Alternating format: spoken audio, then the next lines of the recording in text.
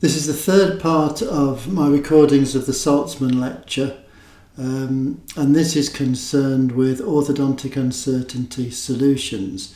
It follows on from the first part, which was concerned with the development of outcome measures and evidence-based orthodontics, and then the second part, which showed how snake oil, key opinion leaders and social media perhaps undermine the effects of scientific research on our prescribing practices.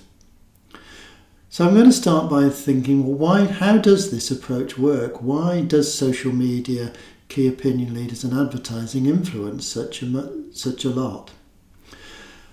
I got most of this information from two books that I read when I was unwell a few years ago. The first was by Helga Novotny, and it was called The Cunning of Uncertainty, and the second was Thinking Fast and Slow by Daniel Kahneman. Most of us have tried to read Thinking Fast and Slow and found it quite a tough read. Certainly it's very hard to get past the middle section of the book, but anyway, let's move on. So Kahneman introduces this concept of that humans struggle to think statistically, and that our understanding tends to be based on a small set of observations, and that we build our sort of beliefs about, say for example, orthodontic treatment based on a small set of observations. We may have a treatment go very well, and we then repeat that treatment thinking that it's going to happen again. Importantly, we don't like chance. We don't tolerate uncertainty very well. And remember, I said that uncertainty pervades pretty much everything that we do and influences our lives quite remarkably. And we also assume that a past event will predict a future event. So, for example, the successful treatment. I missed a plane once and I worry consistently that I'm going to continue to miss planes every time I go to the airport. Novotny takes a similar approach, but she says that we have an aversion to loss. We don't tolerate loss very well, and that combines with our lack of tolerance for uncertainty. We want things to be more certain, and certainly we do within our orthodontic treatment. We want something that's going to work well every time. But the problem that we have is with science that the uncertainties tend to be couched in rather precise terms. And this is very interesting when we consider the way that we report science in journals and in lectures. So, for example, this is a blog post that I wrote about orthodontic treatment and trauma to the front teeth. Do we reduce that chance of trauma by carrying out treatment? You can see from the text here that I said that the chance of trauma was reduced, and we can hope for certain types of effect if we reduce overjets early. But right at the bottom you can see that I said, how certain are we of this data? We need to remember that the confidence intervals are very wide. So I've undermined really my central message by saying we have to be careful about what we believe because there's always uncertainty within our data.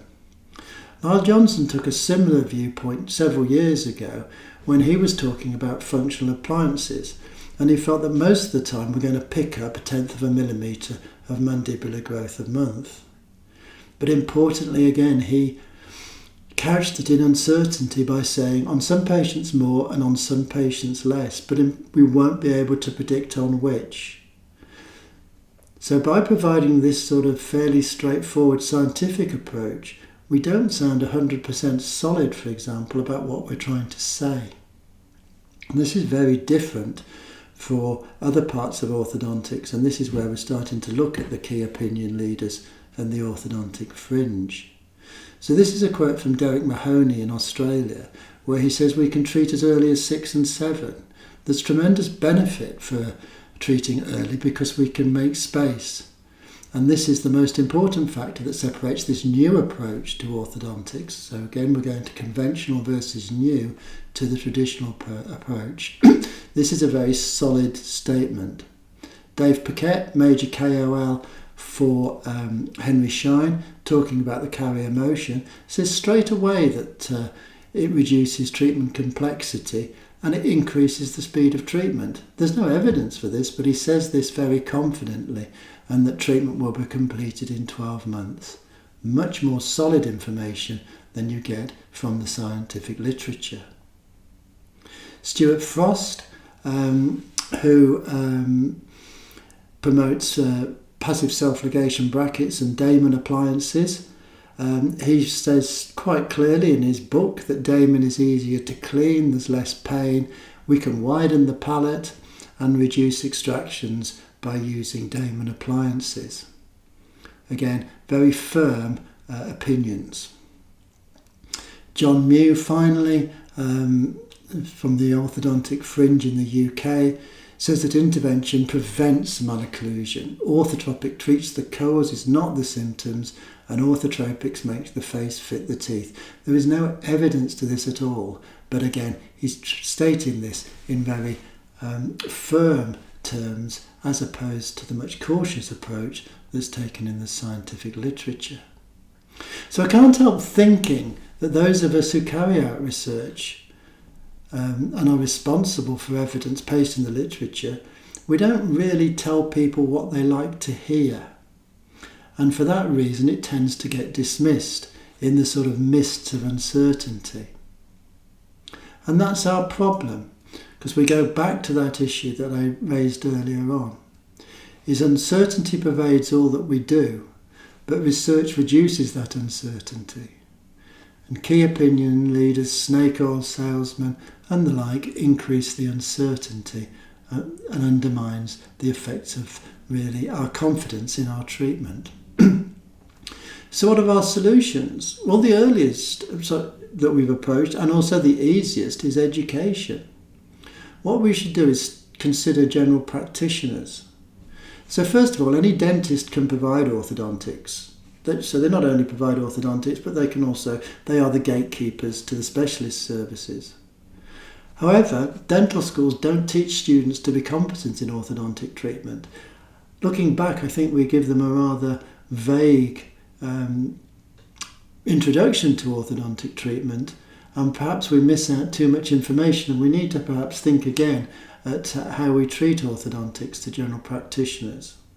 Because what we have done is we've created an orthodontic black hole where their knowledge is lacking, and that black hole is exploited by those who talk about things with certainty. Specialists learn critical appraisal on the orthodontic courses. But how deep is that critical appraisal? Are they too willing to just read the abstracts or look at orthodontic magazines to get their information? Why do they believe the salesman? Why did they believe all the claims that were made about self-ligating brackets many years ago when there was no scientific evidence that underpinned that? We need research, and we clearly need research that's got to be provided in a very clear and perhaps more accessible way than buried in rather complex articles in journals. So what are our solutions?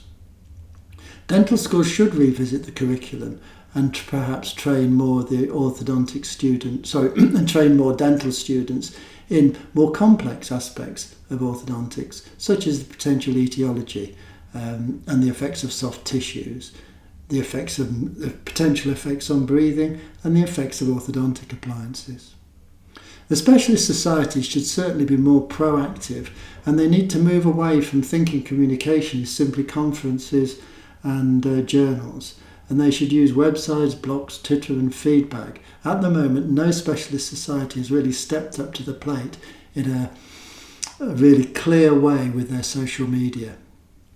And only by doing that, we can promote evidence and counteract some of the key opinion leaders and the orthodontic fringe and improve our care for our patients, because we will be practicing evidence-based orthodontics. I hope you've enjoyed this short lecture series. I certainly enjoyed giving the lecture and putting it together for my blog. Thank you very much for listening.